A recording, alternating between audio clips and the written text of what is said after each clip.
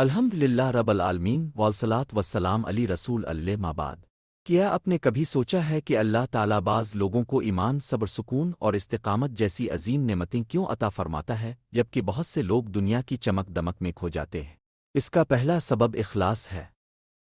جب بندہ صرف اللہ کی رضا کے لیے نیکی کرتا ہے، دکھاوے اور شہرت سے بچتا ہے، تو اللہ تعالیٰ اس کے دل کو مضبوط کر دیتا ہے۔ دوسرا سبب قرآن سے تعلق ہے۔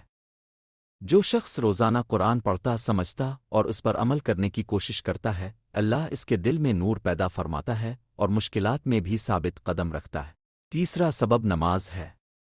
وقت پر خشوع و خضوع کے ساتھ ادا کی گئی نماز انسان کو گناہوں سے روکتی ہے اور دل کو مضبوط بناتی ہے۔ چوتھا سبب صبر ہے۔ آزمائش ہر انسان پر آتی ہے، لیکن جو بندہ اللہ پر بھروسہ رکھتا ہے اور صبر کرتا ہے، اللہ تعالیٰ اسے ایسی طاقت عطا فرماتا ہے جس کا وہ خود بھی تصور نہیں کر سکتا۔ پانچواں سبب گناہوں سے توبہ ہے۔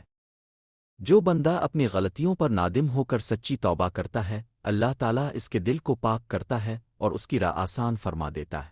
اللہ تعالیٰ قرآن مجید میں فرماتے ہیں، نوے اللیے میں الازنی اتوقیون و الازنی اے آمماسیابنے۔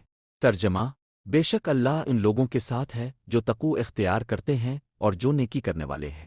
آئیے آج ہی عہد کریں کہ ہم اپنی زندگی کو قرآن، نماز، تقوی، صبر اور اخلاص کے مطابق گزارنے کی کوشش کریں گے۔ جب بندہ اللہ کا ہو جاتا ہے تو اللہ بھی اس کا مددگار بن جاتا ہے۔ اللہ تعالی ہمیں ایمان پر استقامت، اخلاص، تقوی اور اپنی رضا والی زندگی نصیب فرمائے۔ آمین۔